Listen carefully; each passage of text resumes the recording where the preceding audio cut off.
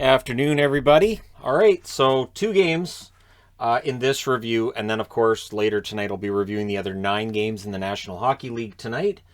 So, yeah, I thought I'd have some fun with it. I mean, technically, I probably could have reviewed this one on its own earlier, but it's Philadelphia and Buffalo. So let's go ahead and talk about Philadelphia and Buffalo. A game which was far more entertaining than it had any right to be, really. You've got the Flyers coming into this on a 10-game losing streak. The Buffalo say, well, winless streak, because anyways, Buffalo, it's been a pretty rough go for them over the last, 2 months now. So yeah, it was Jones versus Hauser. One of these goaltenders would play very well. The other was Jones. Skinner scores a one-timer, nice pass, first shot at 129 from Tuck and Cousins. So, and Tuck and Cousins, when they are assisting together, hearing it, I'm like, that just doesn't, it sounds kind of dirty, doesn't it? So, Skinner, Tuck, and Cousins. There you go. Provorov then had a shot that was saved and held on to. Asplund, he had a break that was saved. Allison had a chance on a turnover that was saved as well. The Sabres get a power play. The Flyers did kill it off. The Flyers then had a point shot that flex out. The shots are actually 6-2 for the Flyers at the half. And they lead in the shots through large portions of this game. They just don't lead on the scoreboard very often. Hauser held on as Philadelphia was pressing, but then Ristolainen scores in his return to Buffalo from Sanheim at 11-18. And just saying because, Ristolainen, Buffalo Sabre, now a Flyer. And it was scored 5-hole from the point. So that's one of those ones you look at and you go, that probably should have been saved. Sabres would try to answer, but Giroux, he tips on a point shot from Provorov and Atkinson at 12:44. And at that point, it looks like maybe the Flyers have got a game plan here against Hauser, right? It's 2-1. They've scored twice in a little over a minute, around a minute and a half. And so, yeah, the Flyers look good. Sabres press. They draw themselves a power play. The Sabres score. It was challenged for offside. A long review, and understandable, because it was extremely close. So, could it have been offside? Yeah. Was it likely to be offside? It is so close. So, being that close, you can't overturn it. So, it's a power play goal for Thompson from Tuck and Skinner at 15:33, meaning the Sabres go right back to the power play, and they score on it. It's Thompson again, this time from Dahlin at 15:57. So now the Sabres suddenly have a lead of 3-2. Why not go for 4? So Krebs does. He scores his first NHL goal from Yoki Haru and Jankowski at 18 minutes. And that's the end of the day for Jones. He's out. Carter Hart goes in. And then the Sabres press for more before the period's done. So it was a good start to the period for Philly. And then they did Philly things that led to Buffalo getting some goals. So second period. Early power play for the Flyers. It is unsuccessful. And then Peyton Krebs out of the box. He scores from Asplund at 2:24. So he gets a breakaway right out of the penalty box. You've got to watch the guy coming out of the box. And nice goal there by Krebs. That's 2 goals in today's game. Krebs then gets another chance. He's seeking the hat trick there. Giroux can't bury one from in close. The shots are 4-2 for the Sabres at 7 minutes. Krebs creating plays at both ends of the ice. So not only was he playing well at one end, but he was also getting the puck back on turnovers at the other. Flyers end up getting a power play. Samuelsson clears one from the crease. That power play is killed off. There's momentum for the Flyers, but they weren't getting really good chances on Hauser at that point in the game. Flyers get their third power play of the second period. Atkinson has a drive that's saved and held, and it's killed off. We then get 2 minutes of 4-on-4. The Flyers then end up with a 4-on-3. Things are kind of ugly at the horn, and the referee makes sure nobody else comes off the bench to join into the fun. So there's a 30-second power play for the Flyers to start the period, but they're down 5-2. So Hauser saves. We end up going back to 5-on-5. Flyers press after the power play ends. More saves by Hauser. Eakin defends on a Flyers rush, and then the Sabres get a power play, and they score on it. It's like they learned from Dallas. Dallas went 4 for 5 against Buffalo. Today, Buffalo's power play similar. And it's Skinner with his second goal of the game from Dahlin and Thompson at 4:36. So Dahlin with a couple of helpers, Skinner with a couple of goals, Thompson with an assist to go with his 2 goals. Pretty good game for Buffalo. Shots are 8-3 for the Flyers, though, at 7.5 minutes.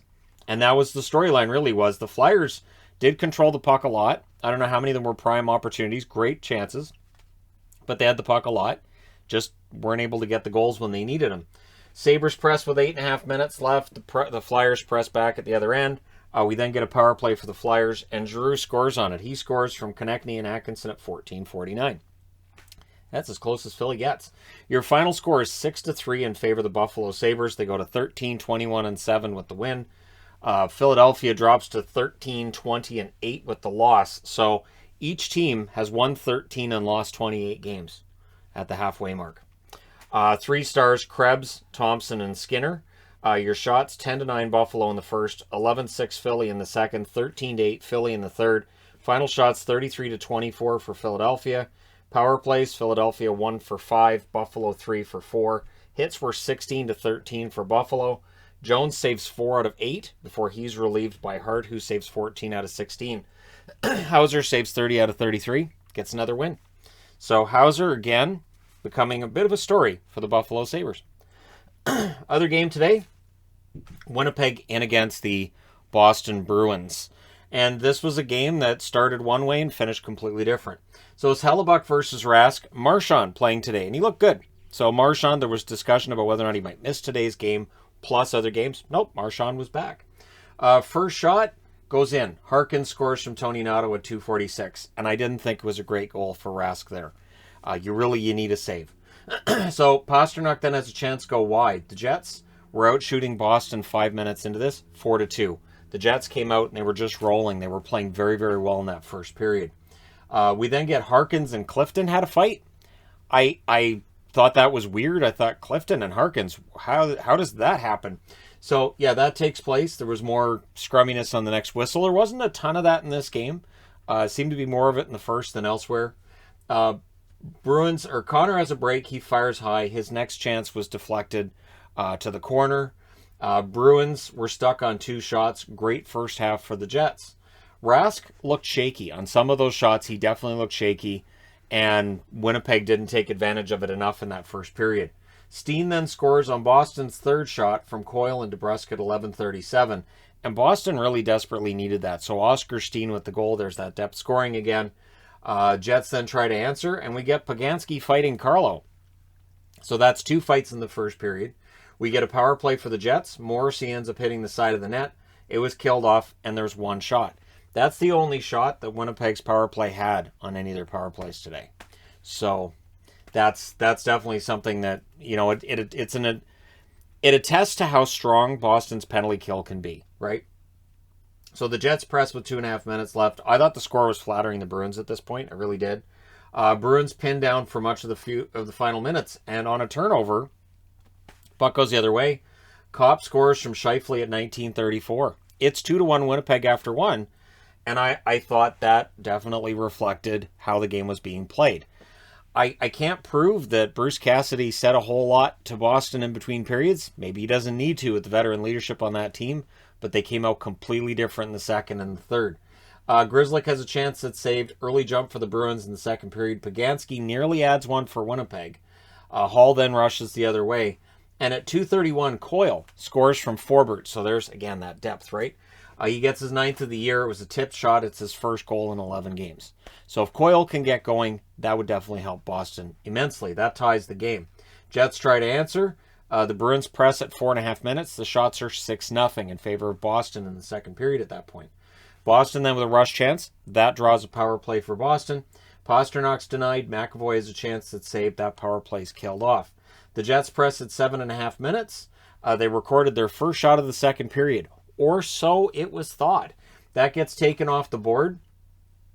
And it's 9:47 when the Jets get their first shot of the period. And it was a pretty easy point shot that was saved by Rask. So Boston definitely deciding if we don't allow shots, they're not going to score.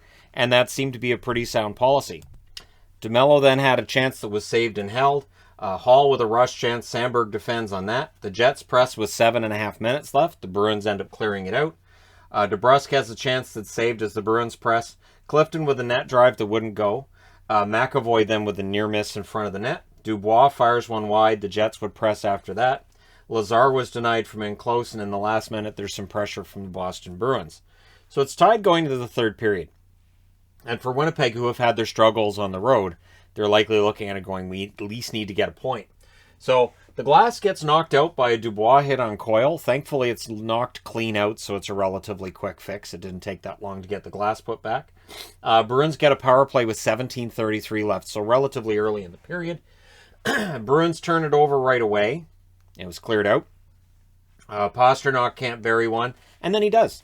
So a power play that started out looking like it might get killed off, it doesn't.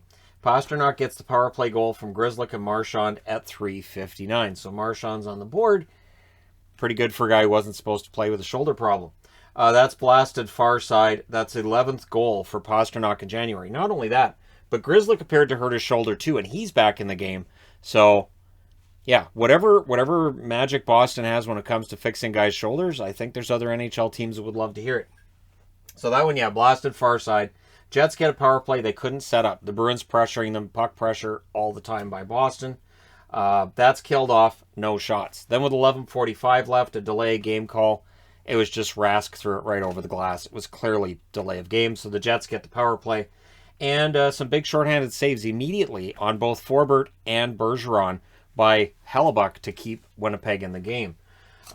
That is killed off. Pastrnak then has a rush chance that's defended. Howla nearly buries one on a one face-off by Boston at the Winnipeg end. Marchand's denied in the final 2 minutes. The Jets call a timeout with 1:49 left.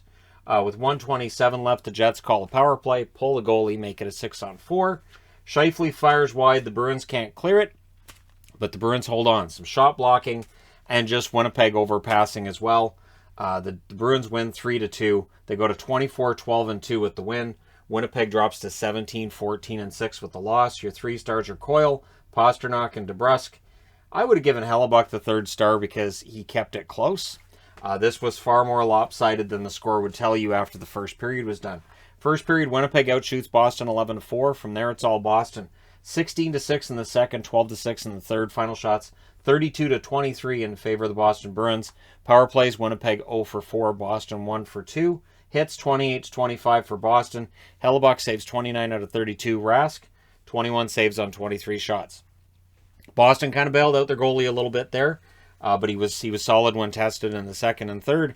And so for Boston, it's a win. And it doesn't get easier for Winnipeg. Now they move on and play in Pittsburgh tomorrow. So there you go. Let me know your thoughts in the comment section below. As always, don't forget to hit like and subscribe. If you're browsing your way through, you just happened upon this video. Thank you guys so much for watching, for all your support. I will talk to you again soon.